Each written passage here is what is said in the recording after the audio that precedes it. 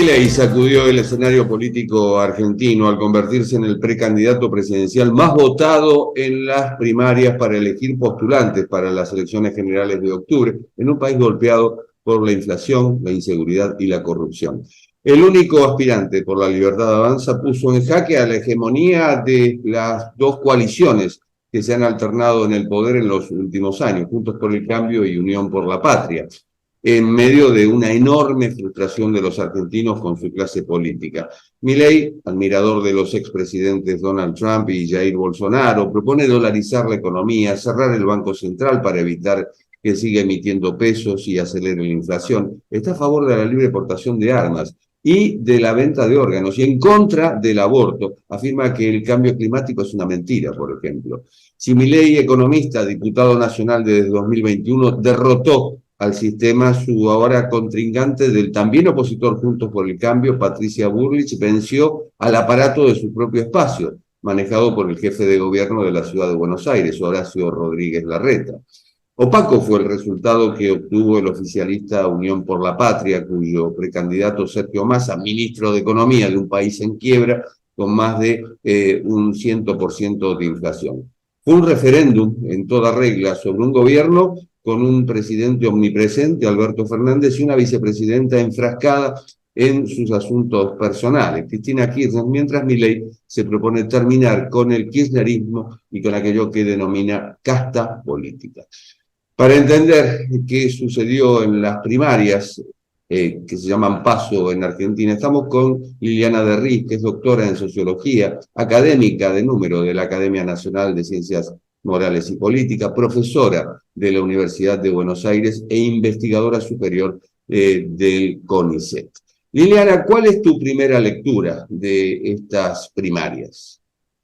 Bueno, la primera impresión es esta sociedad ha sido conmovida y lo que yo diría es que a diferencia de Ecuador o de Chile, donde los estallidos por la bronca, por una situación de economía rota, por la dificultad de la vida de todos, a diferencia de esas situaciones la gente no sale a las calles, sino que vota. Y el voto le sirve para canalizar la bronca. Yo creo que el voto a Milei expresa esto que Milei le ha puesto nombre. Estamos contra la casta, es decir, contra el mundo de los políticos privilegiados. Por eso creo que es una protesta pacífica vía el voto, encarnada por alguien que a la crisis de representación que vivimos hoy, como la crisis que vivimos en el 2001, le pone un nombre. Milei dice: vengan conmigo contra los otros son la casta. Entre ese nosotros y los otros hay una consigna que se repite, la de 2001, que se vayan todos. ¿Esto Exacto. habla de una crisis de representación? Hay una profunda crisis de representación de la cual yo creo que la manifestación es Milei hoy. Porque toda la reconstrucción política post-2001 a través del kirchnerismo y la bonanza, y luego la esperanza de Cambiemos con transformaciones que nos iban a llevar a un país de porvenir, toda la frustración acumulada explota en esta figura que viene y dice: los destruyo a todos con una motosierra, estos no tienen que estar más, se tienen que ir, los que nos quedamos somos nosotros, esto es, conmigo hay una solución. Entonces vienen estas medidas que la gente no entiende mucho, que le dice dolarizar, no al Banco Central, etc. Pero yo quiero hacer un caveat. Las primarias son una suerte de experimento. Por eso es interesante ver qué pasó en las provincias, en las elecciones provinciales y en las nacionales en las provincias, y la enorme diferencia que pudo ahí conseguir Milei con gran éxito, 16 provincias, ahora en la nacional presidencial. Porque las PASO son un experimento y la nación de alguna manera es una entelequia. Entonces se puede, donde no vive nadie en particular, se puede usar el voto como un arma castigo de una manera mucho más libre que cuando uno elige para su distrito.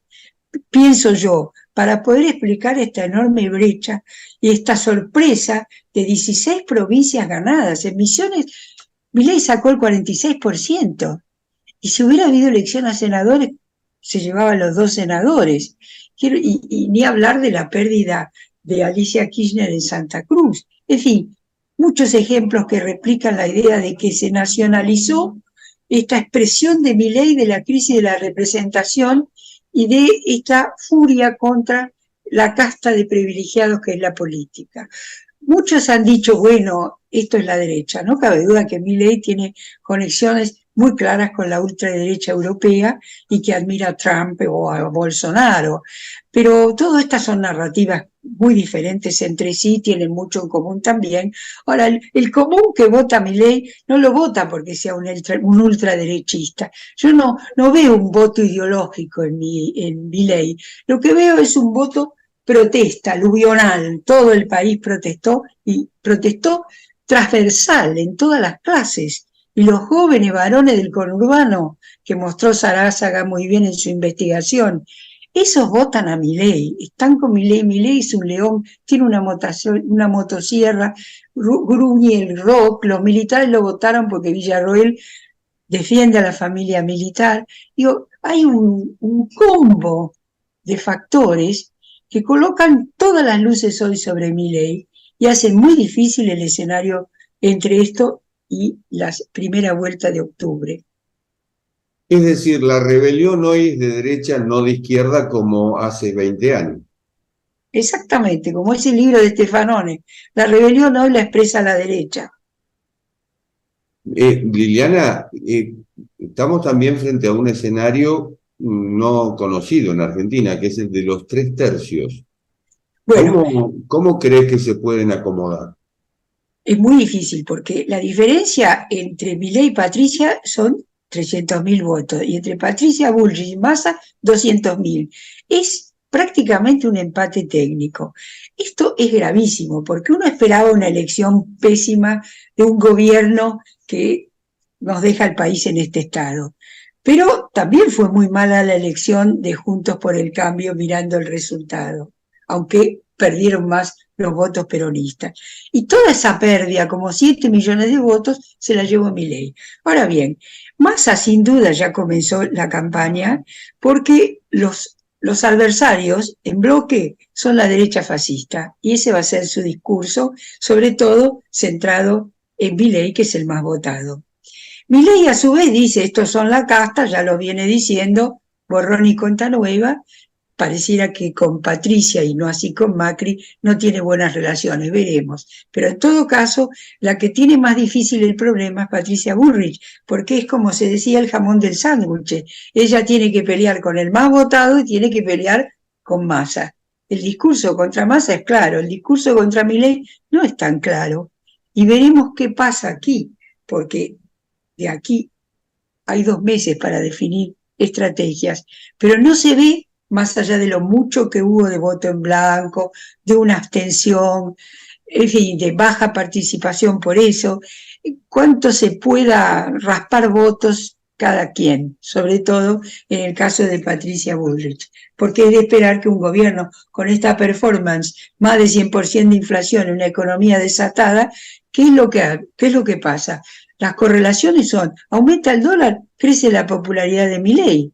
Entonces estamos en un escenario muy, muy difícil. Además, Milei, si replicara estos éxitos, va a tener poder institucional. Si llega presidente o no, igual va a haber que negociar con él. Y entonces vamos a ver cómo tiemblan las coaliciones por dentro. En el caso, por ejemplo, de Juntos por el Cambio, no sabemos si esto implosiona y si vamos a tener un escenario más parecido al peruano, que es lo que vinimos evitando con la estabilidad de 2 grandes coaliciones, que en el campo no peronista se unificaron en Juntos por el Cambio, reconstituyeron lazos políticos con Macri y su periodo, y que en el campo peronista, Kirchner y ahora Massa intentaron de alguna manera soldar, pero ya está todos los cables sueltos. Comparabas la situación con la de Perú, pero en ese caso tuvieron 4 presidentes en 5 años, No, y luego el experimento de Pedro Castillo. Yo digo, porque nosotros, a diferencia, por ejemplo, del caso Perón y más allá de la crisis profunda que vive, que no es comparable hoy, lo que digo es, hemos tenido estabilidad de 2 grandes coaliciones, entonces la Argentina siempre fue estable en su inestabilidad. Mientras que ahora lo que yo veo peligrar es la estabilidad de esa inestabilidad, porque las coaliciones, en particular la coalición opositora, viene de un proceso de aceleración de las pujas internas, que yo a esas pujas le achaco gran parte de la responsabilidad de la oportunidad perdida de haber hecho una muchísimo mejor elección. La exacerbación de la lucha interna es a la vez, y no va a poder ser evitado, una lucha que se va a desparramar, que hace el radicalismo, que hace el PRO, que hace la coalición cívica. Ahí realmente me parece que se destapó la caja de Pandora, hay muchos demonios sueltos. Cruje el sistema de partidos, pues, por lo que... Exactamente. Bueno, el sistema de partidos viene crujiendo hace lejos, un partido vecinalista personalista como el PRO, quiero decir, o la coalición cívica. Lo que digo es que esta soldadura de coaliciones que dan estabilidad en el campo no peronista puede peligrar. No digo que ya esté en peligro, pero tal vez sí. Me preocupa muchísimo este escenario de exacerbación realmente de las posiciones y cómo hemos llegado a esto, porque estas primarias son una trampa inventada por el señor Néstor Kirchner. Las primarias que había en otras situaciones, la concertación en Chile, no son primarias donde cada candidato lleva su lista. Estas son primarias entre diferentes partidos, pero además que no parecen tener un programa en común, claramente. Porque más allá de que digan solo difieren en el modo de hacerlo, diferir en el modo de hacerlo no es poca cosa. Y a eso sumarle que son primarias sin debates, no ha habido debates. Y ahora empieza el partido verdadero, es decir, el de los debates. Exactamente, el partido verdadero que está sobrecargado de esta irritación que ha provocado este primer ensayo, que es un ensayo en la gente, que tiene fatiga y que además, post primarias, como pasó con las primarias del 2019, se desata esta crisis que ahora se ve aumentada porque ¿quién va a ganar? La incertidumbre de los mercados. Este es un país extraño. Ayer observaba a Roberto García diciéndole a Pañi, este es un país donde los empresarios piden mercado, pero le tienen miedo a los mercados. Y entonces los mercados tiemblan acá. Hablas de fatiga, la abstención fue muy alta. ¿Crees que puede cambiar esto en las generales? Bueno, generalmente en las generales, valga la redundancia, hay más participación que en las PASO. La gente a veces percibe las PASO como un ensayo que, bueno, la verdadera elección no está todavía. Y en general hay diferencias. Pero con respecto a 2001, donde ya había bajado la participación, esta bajó más. Tenemos un 68 algo por ciento de participación y se calcula más o menos 5%, más 5%, promedio por lo menos, de participación en las próximas elecciones, como también una reducción del voto en blanco, que en algunos casos fue importante, y además, como fue importante el corte de boletas, o por ejemplo, para darte un ejemplo, yo miraba asombrada en Santa Cruz, el 62% de voto en blanco a senadores. Es decir, la gente juega con esas boletas, hace ensayo, y además los intendentes en la provincia de Buenos Aires obviamente han hecho el experimento del corte de boleta para no fracasar. Hay otro dato, corregime si me equivoco. Hoy los referentes de éxito son individuos, ya no son líderes de masas. Y lo vemos con influencers, youtubers, es decir, individuos que de pronto suben a la escena y tienen más seguidores que votantes un candidato. Esto también me parece que merece ser analizado por los mismos candidatos. Bueno, sin duda cuando hablamos de crisis de representación hoy en el mundo occidental y en Argentina, no es posible eludir un problema central que es la transformación de la tecnología de la comunicación. La sociedad de redes es una sociedad horizontal y los partidos están en crisis, entre otras cosas, porque los representados están en crisis. Este no es el mundo de la democracia industrial de obreros y empresarios. Acá lo que tenemos es representados que tienen voto volátil, que oscilan en identidades cambiantes, pero que no tienen creencias afirmadas con tradición familiar como ocurría antes. Por lo tanto, ¿a quién representan los partidos? ¿Cuáles son los representados? Esa masa de gentes que son más tribu en las redes que militantes o simpatizantes de partidos. Solo le pedimos a los partidos lo que ya no pueden hacer. Ahora, ¿cómo se transforman? Porque el otro argumento central de cualquier democracia es que no hay democracia sin partidos. Pero hoy en día, como decía ya hace bastante Ralph Dahrendorf, los partidos son como taxis, los necesitas para que te conduzcan al poder, pero son maquinarias electorales.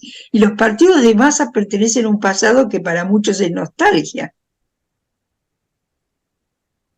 Y también existe un enorme rechazo al gradualismo. Queremos todo para ayer. Todo ya. El futuro es hoy. La capacidad de pensar el futuro es mínima en relación con el foco en el presente. Quiero ya.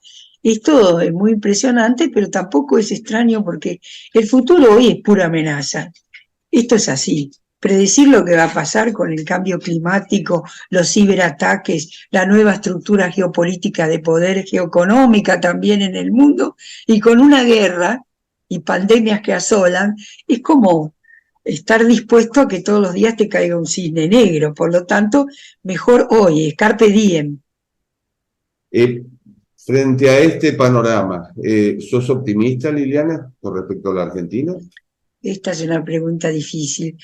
Yo, la verdad, siempre pienso que recaemos tanto y volvemos como el ave fénix y que el mito de Sísifo en la Argentina me hace pensar en mayor... y digo, bueno, habrá que tener cierto placer en el empeño de no dejarse vencer por las circunstancias. Yo tengo muchos años y he visto muchas crisis, no solo la del 2001, y licuarse el patrimonio y ver venir la catástrofe. Este país tiene con qué. El asunto es quiénes son capaces de movilizar ese con qué para llevarnos a alguna parte que no sea un horizonte de pura sombra. Esta es nuestra dificultad, la carencia de liderazgo de reconstrucción que avisoren un futuro y que convenzan a la gente con confianza regenerada que otro camino es posible, porque es posible. Pero yo lo que veo es que el déficit nuestro es no tenemos con quién hacer posible las potencialidades que la Argentina tiene y sigue siendo un país de potencialidades. Esa Argentina, gran potencia, llena de mitos, quien conduzca el timón del Estado. Parece que no tenemos un piloto en el avión o un capitán en el barco. El dato es ese, recobrar la confianza. Liliana de Riz, ha sido un gusto. Muchísimas gracias. Igualmente para mí, gracias. Y esto ha sido Cuarto de Hora, el programa de Cadal TV, esta vez referido a las primarias en Argentina de cara a las elecciones generales de octubre y de haber balotaje a las de noviembre. Nos reencontramos en la próxima. Chao.